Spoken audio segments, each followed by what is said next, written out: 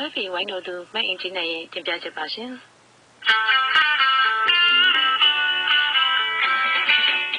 ကိုကျော်ရဲ့တစ်ပင်စိုက်ပျိုးရေးနဲ့ပတ်သက်တဲ့တင်ပြချက်ကိုဆက်ပါလားရှင်။ဟုတ်ကဲ့ဗျာ။ဒီနိုင်ငံတကာမှာနေထိုင်ကြတဲ့မြန်မာတွေမြန်မာနိုင်ငံမှာတစ်ပင်စိုက်ပျိုးနိုင်ဖို့ကူညီဆောင်ရွက်ပေးနေတဲ့မြန်မာ Green Community လို့ခေါ်တဲ့စိမ်းလန်းဆိုပြီးမြန်မာ NGO အဖွဲ့ကတောင်းခံတူဖြစ်တဲ့ဦးကျော်မိုးကိုကျွန်တော်ဆက်သွယ်နေမှာပါဗျာ။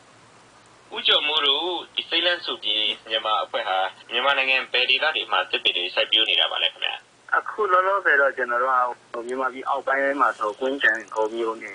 မရန်ကုန်းရွာမှာစိုက်တယ်။အထက်ညာဘက်မှာဆိုလည်းမုံရွာခရိုင်ဘက်ကရင်းမပင်အရှိဘက်မြို့နယ်ချမ်းပေါ့နော်ဒီထန်းတော်ကြီးတို့မှာတစ်ပင်လေးတွေစိုက်ဖို့ကျွန်တော်တို့ကပြင်ဆင်နေတာပါဘယ်လိုရည်ရွယ်ချက်တွေနဲ့တစ်ပင်စိုက်လုပ်ငန်းတွေလုပ်ဖြစ်နေတာတော့ခင်ဗျာပြီးခဲ့တဲ့အချိန်တော့ရေတွေရှားကြတယ်မိုးခေါင်တယ်အရန်ရာသီဥတုပူတယ်မီးမလာလို့ဒီလိုမျိုးပြဿနာကြီးတွေကိုကျွန်တော်တို့မပြောတော့ဘဲနဲ့ဒီလိုပြဿနာကြီးတွေမှာကိုနိုင်တဲ့လောက်တနိုင်တစ်ပိုင်းကိုပါလုပ်လို့ရမယ်။အိုးတစ်ပင်စိုက်တာတော့မလို့နိုင်တဲ့လောက်နဲ့တစ်ပိုင်းတစ်ပိုင်းလုပ်လို့ရတယ်။မြန်မာပြည်မှာမြေလည်းပေါ်တယ်လူတွေကလည်းတစ်ပင်နဲ့ပတ်သက်လို့လိစမှုရှိတဲ့အခါကျတော့လုပ်ရင်ဖြစ်မယ်စလုပ်ကြမယ်ဆိုပြီးတော့ယူရပြီးတော့ကြီးမားမားမလုပ်နိုင်တော့မှကိုယ့်ပတ်ဝန်းကျင်လေးကိုကိုယ်နဲ့လောင်လေးလုပ်တင်တယ်လုပ်ရင်ကောင်းမယ်ဆိုပြီးတော့ဒါတကယ်ရင်းနေတဲ့တိုင်ပြီးတော့ဒီလိုမျိုးအပင်လေးစိုက်ဖြစ်တာပါဟုတ်ကဲ့ဘယ်မျိုးစားတွေကိုစိုက်ဖြစ်တာပါလဲခင်ဗျာအဓိကတော့ data လိုက်ဘာလို့ဆိုတော့ကြီးတဲ့ data ကလူတွေကအပင်တွေတောတောင်တွေတော်တော်နီးစပ်တဲ့လူဒါတွေနဲ့ပဲပြီးတော့ရှင်းတာနေတဲ့ကြတော့ကိုယ့် data ကိုရရဲ့အပင်ဘယ်လိုဟာကပိုဆင်ပြီးလဲဆိုတော့ data ခံတယ်အဲ့တော့ UA ချက်ကလည်း data ခံနေမှာရှိနေတဲ့အ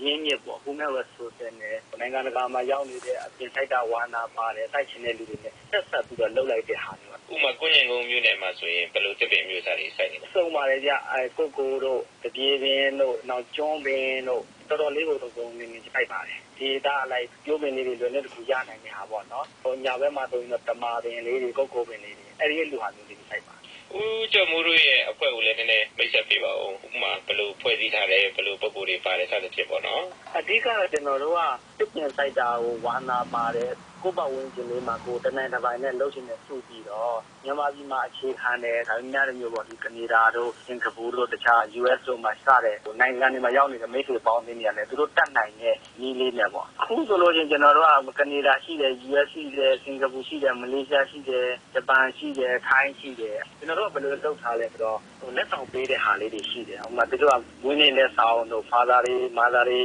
Valentine လက်ဆောင်အဲ့ဒီဟာလေးတွေကိုတခြားလက်ဆောင်ပေးမဲ့အစားတစ်ပင်စိုက်တဲ့နည်းနဲ့တစ်ပင်စိုက်ပြီးလက်ဆောင်ပေးရင်ရှင်လဲရှင်သားမဲ့ပတ်ဝန်းကျင်တွေလည်းစိတ်လန်းဆိုပြင်းမယ်နောက်အမှတ်တရလေးတွေကလည်းရေးရှိခံမယ်စိုက်ပျိုးပြည်စည်းအကောင့်ထဲပေါ်နိုင်မှုအနေအထားလေးနည်းနည်းပြပြပါဦးခင်ဗျာအခုတော့ကျွန်တော်အပင်ကြီး1000နဲ့မှ900ကျော်ကျွန်တော်တို့စိုက်ပြီးတော့ပါပြီနောက်ထပ်လည်းအပင်900ကျော်လောက်စိုက်ဖို့ပြင်နေပါတယ်စိုက်ပျိုးတဲ့မြေကြီးပေါ်နေဒီအစိုးရပိုင်းမြေပေါ်မှာစိုက်တာလားဘယ်လိုကွန်ပျူတာတွေနဲ့စိုက်တာတော့အဲ့ဒါလေးလည်းရှင်းပြပါလားခင်ဗျာကျွန်တော်တို့ကတော့နိုင်ငံခြားမှာရောက်နေတယ်ဒါမှမဟုတ်တစ်ပင်စိုက်ခြင်းနဲ့သူကတစ်ပင်တွေစိုက်ဖို့လိုလာလဲအသည့်တွေပိုရလာတဲ့ခါကျစိုက်ခြင်းနဲ့သူကလောလောဆယ်စိုက်ဖို့နိုင်ငံခြားတိုင်းပြည်တွေဆိုအဆင်မပြေဘူးမြေမရှိတာအဲ့ဒါမျိုးလူကသူခုနကတော့ပြောတဲ့ donation တွေထည့်လိုက်ပြီးတော့မြန်မာပြည်မှာရှိတဲ့ရွာကလူကတာဝန်ခံပြီးတော့သူ့ရက်ွက်သူ့အိမ်ထဲမှာစိုက်ပေးတယ်အခုဒီကွင်းကြံငုံမျိုးပဲကြတော့နာဂစ်တန်ကြောင့်ဖြစ်ပြီးတော့ပြည့်စည်သွားတဲ့အခါကျအဲ့ဒီမှာရှိတဲ့ရွာဆရာတော်ကကမကထပြုပြီးတော့ရွာသားတွေရဲ့အကူအညီနဲ့အဲ့ဒီကွင်းကြံကုန်းရွာလမ်းပေးလေးမှာပဲကျွန်တော်တို့ကစိုက်တ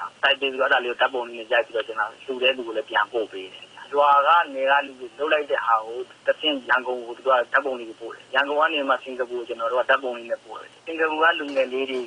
ကမြန်မာပြည်နဲ့နှိစက်တဲ့ဝန်ထမ်းလည်းများတော့ Facebook တို့ social media တွေသူကတင်ပေးတယ်စိုက်ပျိုးပြီးတဲ့တစ်ပင်တွေကိုဘယ်သူတွေကစောင့်ရှောက်မှာတော့ခင်ဗျာနှစ်ပိုင်းပေါ့တချို့ကျတော့ကိုယ်အိမ်ဝင်ထဲမှာစိုက်တယ်ဆိုရင်သူတာဝန်ကစိုက်တဲ့လူတွေကအပင်တွေရှင်တန်းအောင်တလိษံတွေနွားတွေပါရနေတော့မပြည့်စည်သွားအောင်ပေါ့ဒါပေမဲ့ခုဒီကွင်းကြံကုန်းကိုပဲကျတော့ဆရာတော်ကိုယ်တိုင်ကကမခရလုပ်ပြီးကြွားသားလုပ်တဲ့နောက်ကကောင်းအောင်တွေနွားတွေပါမတော့အောင်လည်းပြီးမှလည်းကျွန်တော်တို့ဝါချန်လေးတွေပြီးလောက်ထားပါကျုံရတဲ့အခက်အခဲလေးရှိတယ်တိကျစီခင်ဗျအခက်ခဲရကြဘယ်လိုလဲဆိုအဲ့ဒီစိုက်ချင်တဲ့လူလေးတွေနဲ့ကျွန်တော်တို့အပြင်ကလူချင်းတိုင်းနေတဲ့လူတွေနဲ့ဆက်ဆံမှုအပိုင်းလေးမှာကျွန်တော်ဆက်သွယ်ရေးနဲ့ခက်တာကျန်တဲ့အပိုင်းမှာတော့အနောက်ရှက်အတားအဆီးတွေမရှိပါဘူးတစ်ပင်စိုက်ကျင်နေဆိုရင်ဦးကျော်မိုးတို့အဖွဲ့နဲ့ဆက်သွယ်မယ်ဆိုရင်ဥမာကုန်ကြငွေဘယ်လောက်ရှိမလဲဗျတပင်ကိုကျွန်တော်တို့$3နှုန်းနဲ့ပုံမှာပေါ့ဒါပေမဲ့အခုမရရမှဆိုကျွန်တော်တို့က$3ဆိုနှစ်ပင်စိုက်ပြီးလိုက်တယ်ငွေတွေပါလှူမယ်ဆိုရင်ဘယ်လိုလှူရမလဲဗျအင်တာနက်မှာရိုက်လိုက်လို့ကျွန်တော်တို့က Facebook တို့ YouTube တို့နောက်တစ်ခါ blog တွေလည်းရှိပါတယ်မြန်မာ Green Community တို့ရိုက်လိုက်တော့ကျေးဇူးအများကြီးတင်ပါတယ်ခင်ဗျာ စိတ်နှံစုပြည်မြန်မာအဖွဲ့တည်ထောင်သူတို့ဖြစ်တဲ့ဦးကျော်မှုကိုဆက်သွယ်တင်ပြခဲ့တာပါကဲတော့ခင်ဗျ